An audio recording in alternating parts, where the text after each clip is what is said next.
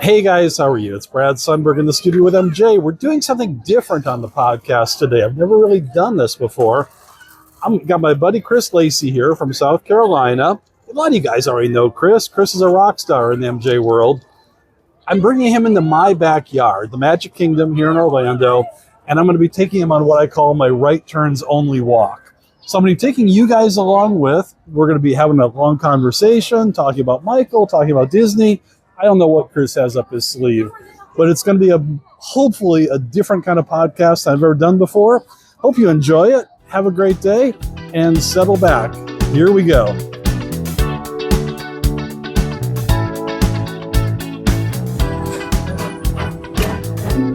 All right, Chris, what you got? Yeah, so Captain EO turns 40 this year.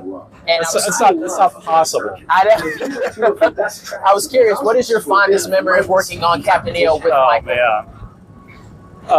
That was really the beginning of the journey. When Michael and I first met, Matt Forger, of course, was the engineer on Captain EO. Matt and I are still dear friends.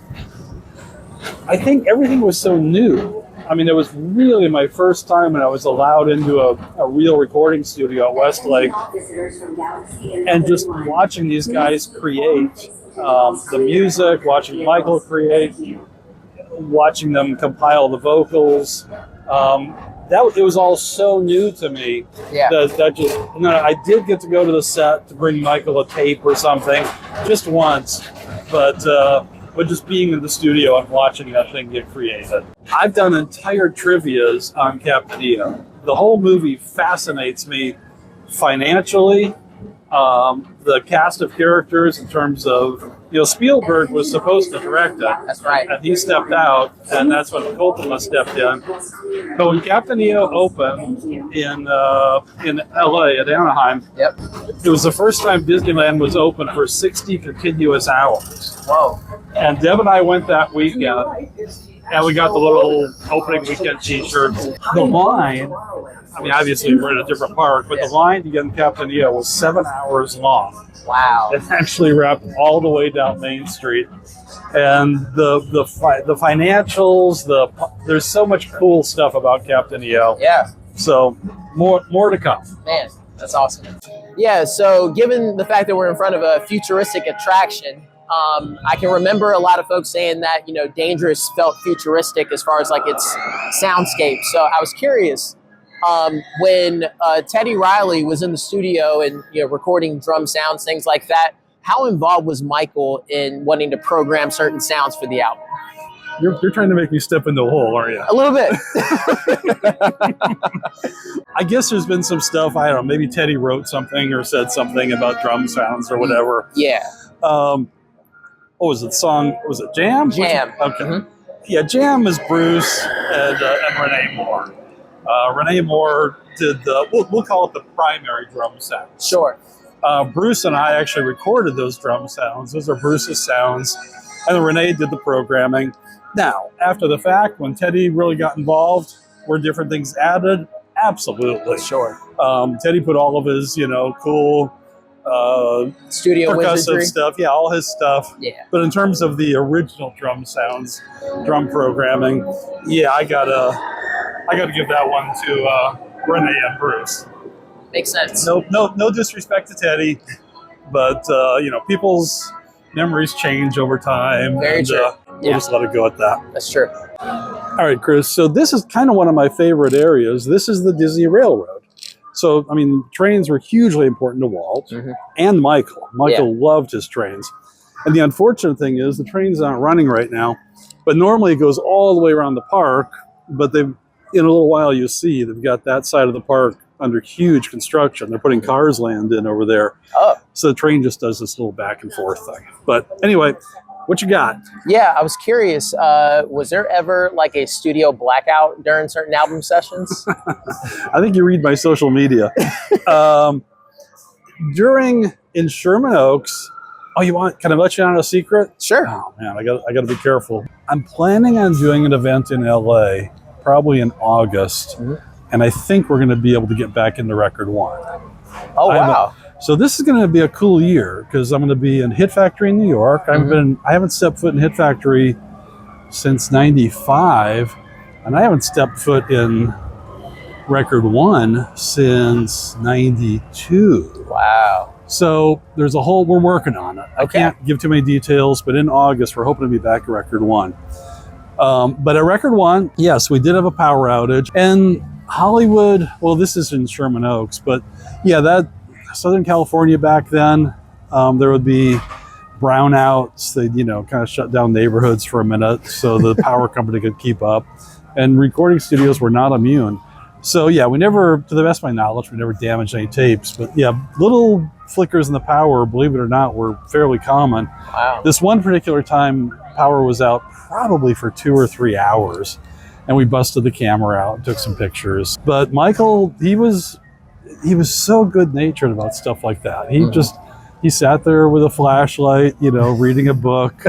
And, this is before cell phones, right. So it was old school. And Michael would always have books, art books and history books. So he would just sit there and read while we just waited for the power to come back on. Wow. So just another day. I appreciate you sharing that. All right, on we go. Oh, I hear the train. All right, Chris, we're still on my all right turn. So we've been hugging the right side of the park. That's where, in fact, you can almost see, you can see traffic out there. Yeah. So we're right at the edge of the park, and here's the train. So I don't want us to get yelled at or anything, but come down here for a second. So this is the same scale as Michael's train. I mean, exact. I think it's called N-gauge, I'm pretty sure. And Michael wanted, his I think had 3 carriages, I think. And he wanted thunderous music. And I've shown pictures of it, but up in the, I think it's called the tender, right behind the engine, that's where we had the generator. So we had a big generator, big sound system. I had a big Crown 5,000 watt amplifier or something like that. Wow. You have to understand, I was mid-20s, something like that. I'd never done this. Literally, I don't want to say I had no idea, because I do understand electronics, I understand wiring, but I had to learn on my feet. And me and Bart Stevens, good friend of mine in Texas, wired an entire train like this. We did it in, I think it was in Iowa, Mount Pleasant, Iowa. Michael flew us out there, and we spent about a week and a half. The electricians were there, covered the train with lights. We filled it with music, and it was real. It was a labor of love, and Michael loved that train. Yeah. I was there the night that they took the train off the trailers and got it onto the track, and it was late at night, and Michael was there, and he wanted to ride it that night. My stuff worked. There were some other problems, but my stuff worked, thankfully. They had to go back and kind of make some adjustments on the track. It was nothing crazy. But yeah, it's funny, man, because I hear that whistle, and I live, I'm not going to tell, or I'm not going to give too much detail, but I live that way just about 2 miles. Okay. And I can hear that whistle from my backyard. Oh, wow. And so it's just got really sweet memories of Michael, Neverland, the whole thing. That's good. Dad joke coming here. I didn't mean to derail our conversation, but I had to share some train stuff with you. No, that's okay. All right. What? You have another question? Yeah, I do have another question. So one of the favorite clips that I've seen in your seminars is when Michael and Bruce have the flashcards of the different song titles for Dangerous, and they're trying to put it in a proper sequence. And because we're in a streaming era now, there seems to be a lost art of sequencing songs on an album. So what insight do you have as far as the creative process, and what Michael wanted to do as far as structuring an album from start to finish? Okay. Great question. I'm passionate about album sequencing, song sequencing. And as much as I want to give Michael credit for that, I don't take anything away from Michael. It's Quincy. Yeah. Quincy and Bruce knew how to sequence an album. And the whole concept of, you want to take people on a ride. You want to give them, a couple slow jams, then get them on the dance floor and really pump up the tempo and the volume. For the girls. It's for the girls. So yeah, the sequencing is hugely important. And Michael, he learned. I mean, it's funny. We may or may not be talking about Invincible today. I didn't work on Invincible. Right. That's just such a different sounding record overall. So I don't really get the flow like we really poured into that on Off the Wall, which I didn't work on Off the Wall or Thriller, but I certainly understand the psychology of the sequencing. And then Bad was the first one where I really saw it in action. Right. And I think what you're referring to is Dangerous, and History, if you have any insight on that too. Yeah, same thing. No, we had the whole, Michael had his little cork board in his office with the 3x5 cards, and all that stuff is real. I mean, it was all handwritten. Moving the cards up and down, deciding how one song is going to flow into another. At our next stop, let's talk about interludes. Sure. I want to talk about that just a little bit on the History album. Good. Or the interludes that didn't happen. All right. So interludes. I call them interludes. I hope that's the right word. On the History album, well, really on the Bad album, we got away from song fades. Where a song fades out. They used to call it the 7-second fade. Bruce hated that. He wanted songs to have an ending, a beginning and an ending. So on most of the songs on Bad, there's a couple exceptions, they end. Same thing on Dangerous. I don't think we have any fade outs on Dangerous. I'd have to go back and listen to the whole thing, but they pretty much have nice, clean endings. Yeah. On History, Michael really wanted, interludes is the best word I can think of. He wanted like little vignettes between each song. And this is before the internet, or the internet, we all got our very first AOL accounts during the History album in '94, but there wasn't like now where you can communicate with anybody instantly. Right. But somehow we put the word out that Michael wanted unique sounds, soundscapes. We had a guy in New York, all he did was build these soundscapes, these little 5-second, almost like, like an HBO type theme, Netflix, whatever, just those. And that's what Michael wanted, like between each song. And I think Janet did it on Rhythm Nation. I think she had a couple. Yeah. There were some segues in between certain songs, and she also definitely did it on the Janet album in '93. But I think Rhythm Nation was the first album that she did it on.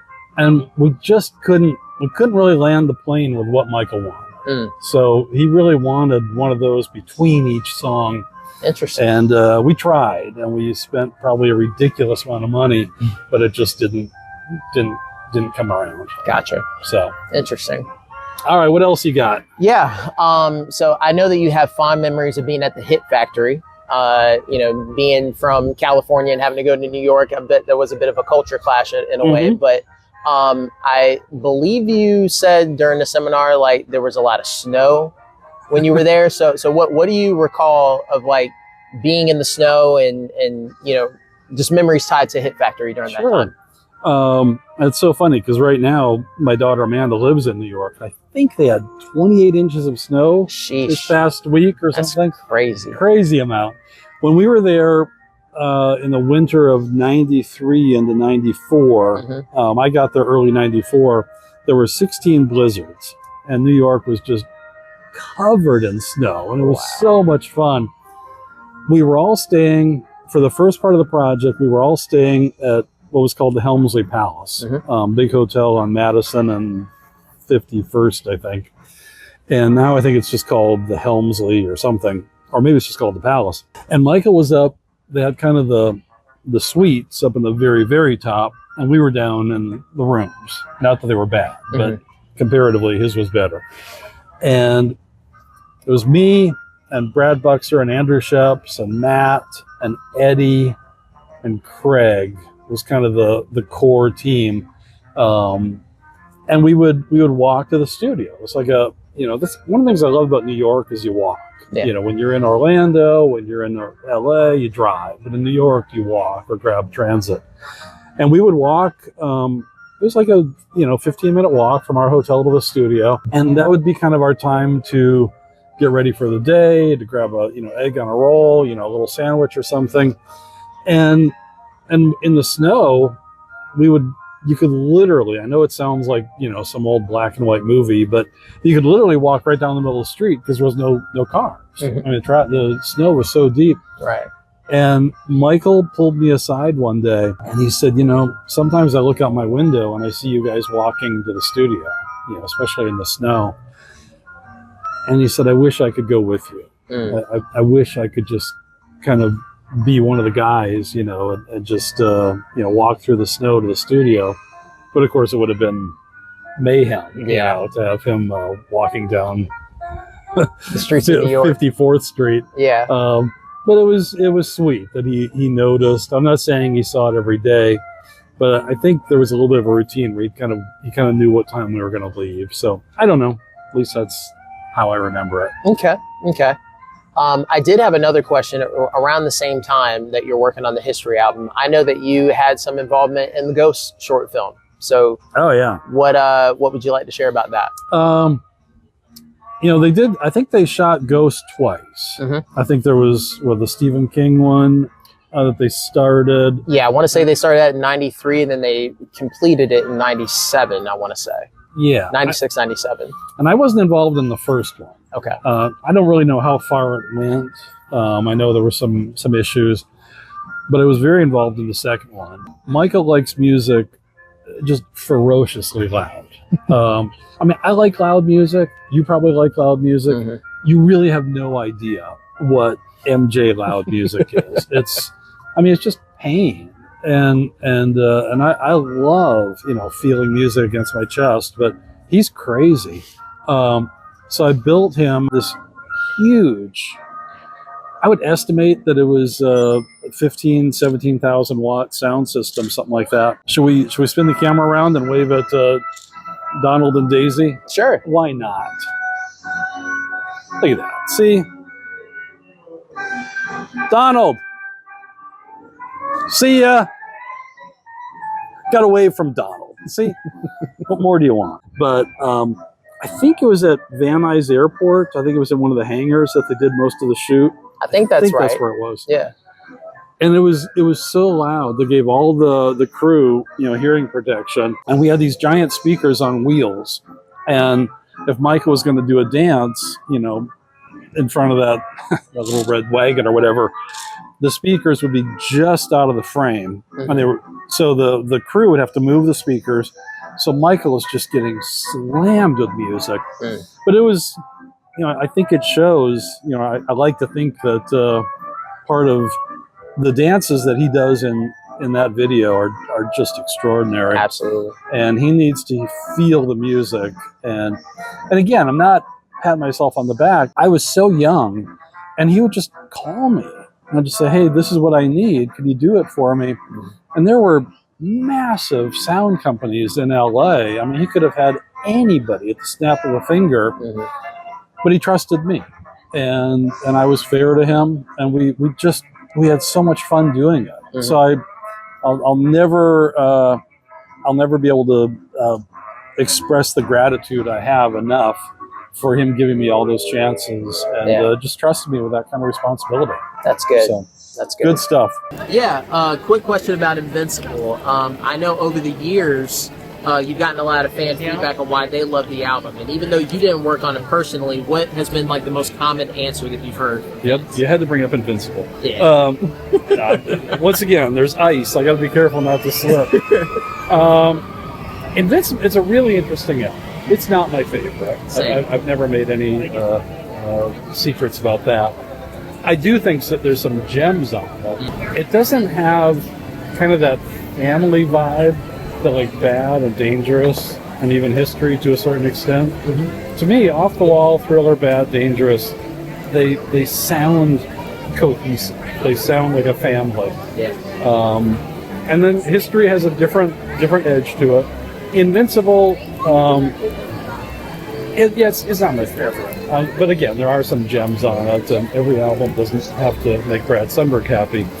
I do find it really interesting, and I've said this before, and I'm going to be really careful how I word this. I found that there's a lot of older MJ fans, senior MJ fans, who love Invincible. And some of them even tell me that they discovered Michael late in life or even after Michael passed away, and Invincible is their jam. They love that record. They sink into it. Internationals love that record. Yeah. Russians, my goodness. If I put Invincible down around my Russian friends, I'm going to find myself in the bottom of a swamp. So it does have it has its own appeal.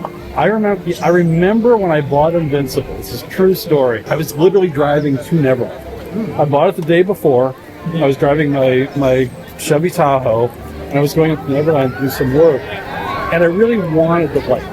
I listened to it like 3 times on that drive, and there were some gems, but a lot of it, I kind of missed the old bike. Yeah, so that makes sense. Makes sense. So right there is the obviously the Walt Disney World Carousel. It was built in 1917 by the Philadelphia Toboggan Company. I don't even really know what that means. I guess they made toboggans. And then it made a couple stops. I think it went to Detroit and somewhere else. And then it wound up here in 1971. Michael loved carousels. Michael had his gorgeous carousel up at Neverland, made by Chance Rides in Kansas City. And on Michael's carousel, all of the animals, I think there were 4 rows. They weren't just horses. It was tigers and all kinds of animals. And they were all hand-painted by David Nordell, Michael's artist. So let's walk. We're cheating. We're not doing my all right turns for a minute, but that's all right. But, if people say, what's my favorite ride? I haven't ridden this in probably a couple of years, but I know Michael loved carousels. I love carousels, the history of them.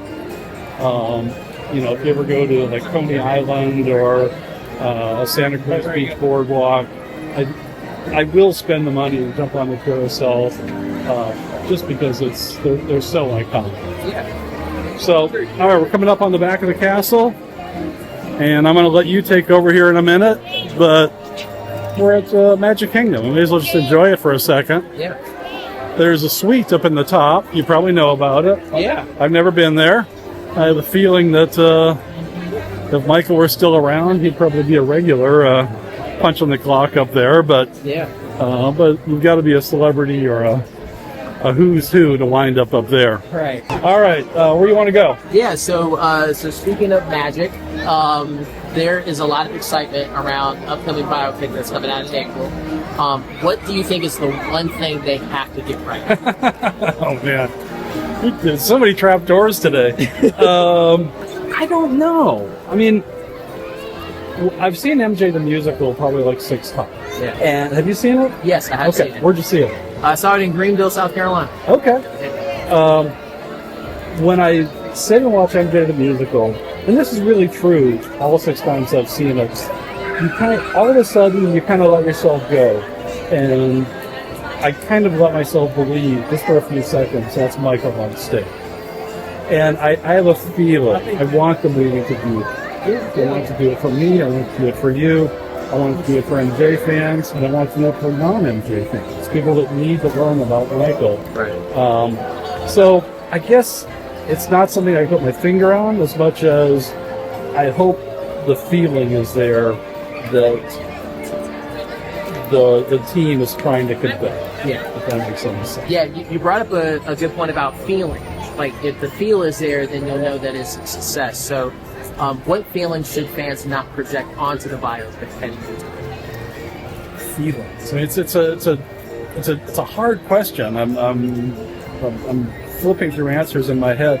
I mean, I guess you don't have stratospheric expectations. Yeah. Michael was a human being. Michael, in a lot of ways, he was fragile, and so it's a huge canvas to try and paint. And I don't know, there's no way I can cover every aspect of his personality, talent, flaws.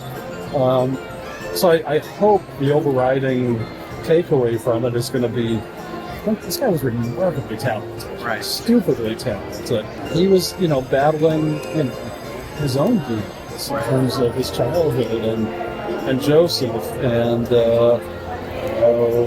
lawyers and just money and it was a very complicated situation that he found himself in his adult life. So I don't think it's going to be everything to everyone, and I don't envy the director for having to take a very complex, amazing life and put it into a 2.5 hour story. Right. But I hope the fans I hope fans are satisfied. I hope I have every expectation to be satisfied. And I hope people that didn't have the chance to see Michael live really see that this was a once in a millennium talent. That's an excellent answer. So at Neverland, Neverland did not have a lot of stuff about Michael. There wasn't like Michael statues everywhere, but it did have, I think it was called the trophy room or the office or something. And it's where Michael had a lot of his memorabilia.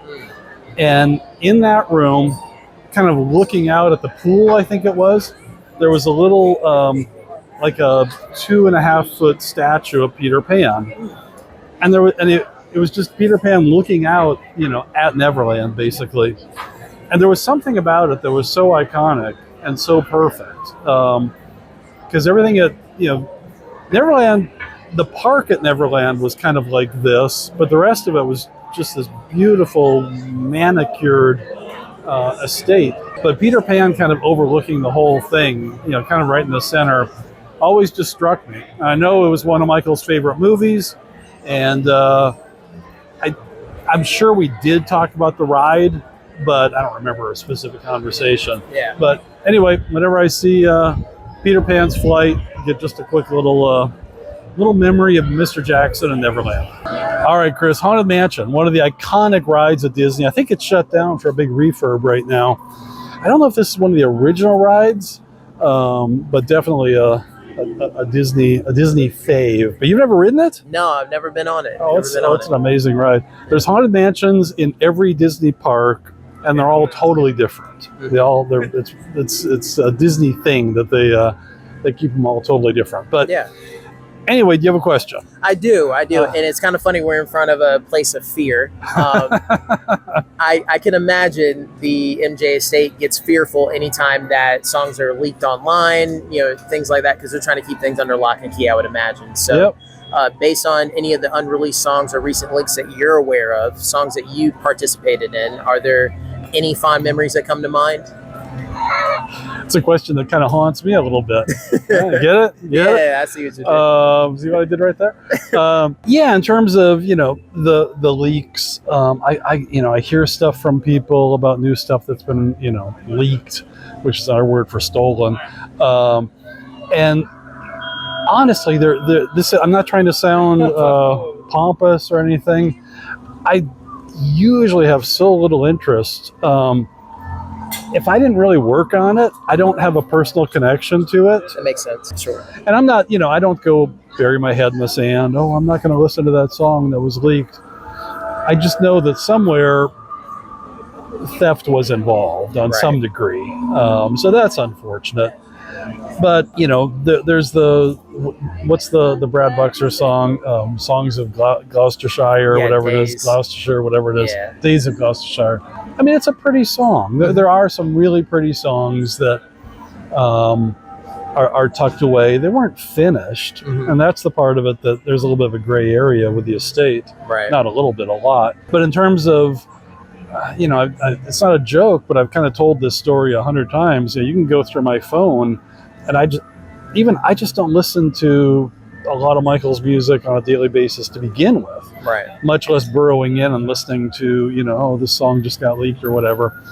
So I don't mean to sound narcissistic or, not caring, but it's just not something that I dig into very much. That's fair. And I know there was kind of a wash, a recent flood of leaks again.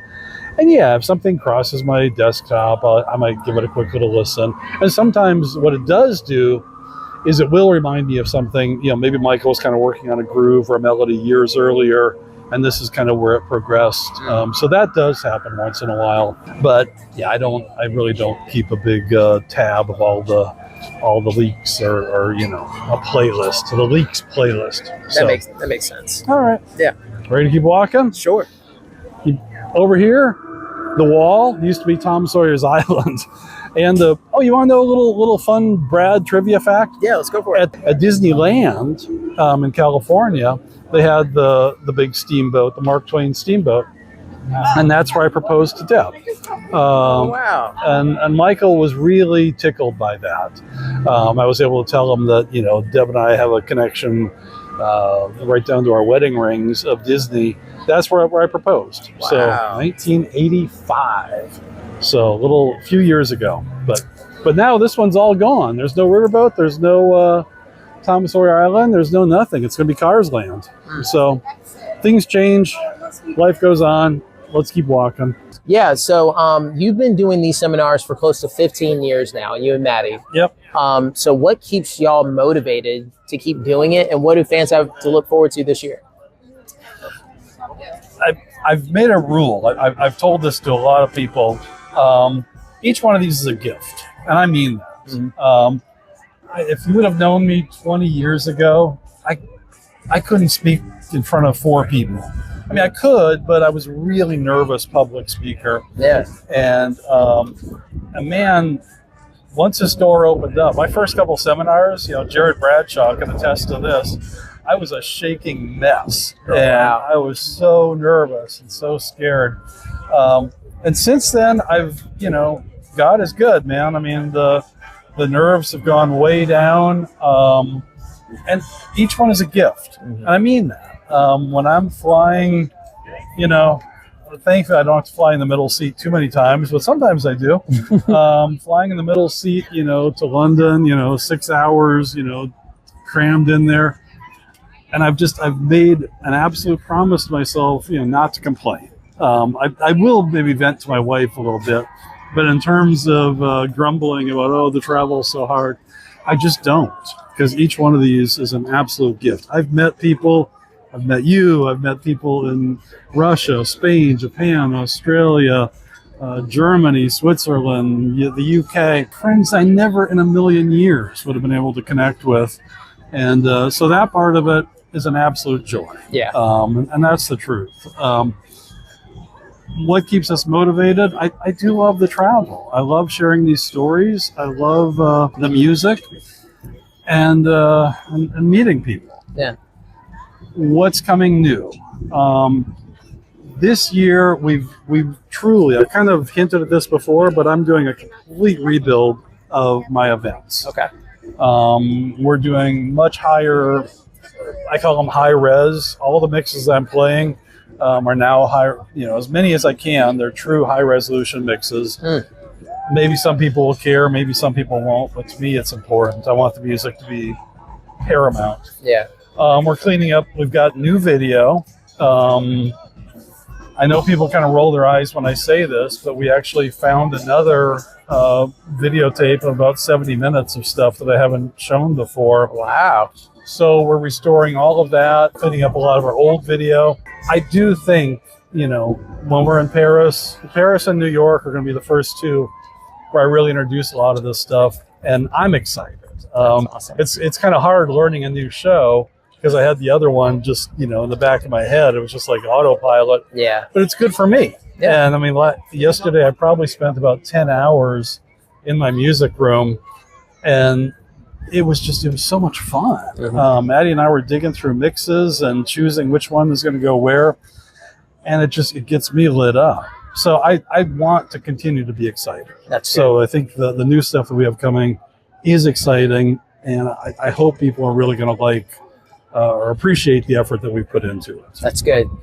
Final question, looking beyond the work that you've done with Michael, what project or moment in your career are you most proud of? I mean, people that know me know that working on Quincy's album, Back on the Block, was, you talk about a once in a lifetime, being able to be in the same room with Ray Charles and Dizzy Gillespie and Miles Davis. And I was so young, and forgive me, but I was so young and so white. I mean, just like a freaking loaf of Wonder Bread, sitting there. And that's just who I am. I didn't grow up listening to, Miles Davis, and I wish I could go back. I mean, and I don't live in the past. Right. But I would have so much more appreciation if I could go back and just be able to experience some of that again. Ella Yeah. Fitzgerald and Sarah Vaughan, on and on. Joe Zawinul. I mean, those were just literally names. Yeah. You know, Quincy would say, "Hey, Joe Zawinul's coming in tomorrow," and I'd be like, "Okay, no idea."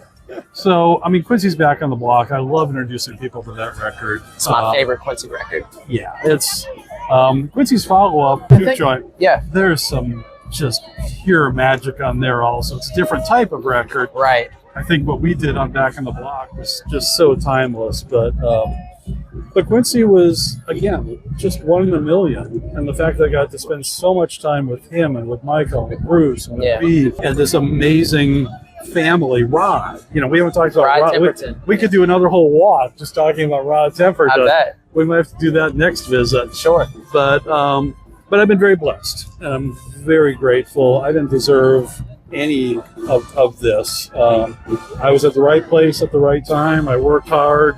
I took care of my clients, and I'm a happy guy. That's good. So, No. Thank you so much for being gracious enough to take me on the grand tour around Disney World. All right turns. Yeah, all right You're turns. never going to think of it the same again. Nope. All right, we are going to wrap this thing up. Thank you so much for hanging out with us, if you're still with us this long. And can't wait to see you guys in Paris on the 14th and 15th, New York on the 28th of March. And we're going to be announcing Bucharest very, very soon. That's coming up in April. So lots coming up. Stay tuned. Thanks for hanging out with us. Take care.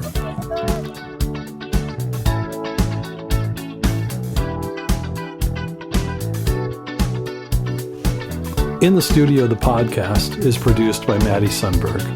Theme music performed by Buddy Nuanez. Artwork by Andy Healy. Studio electronics provided by Golden Age Project.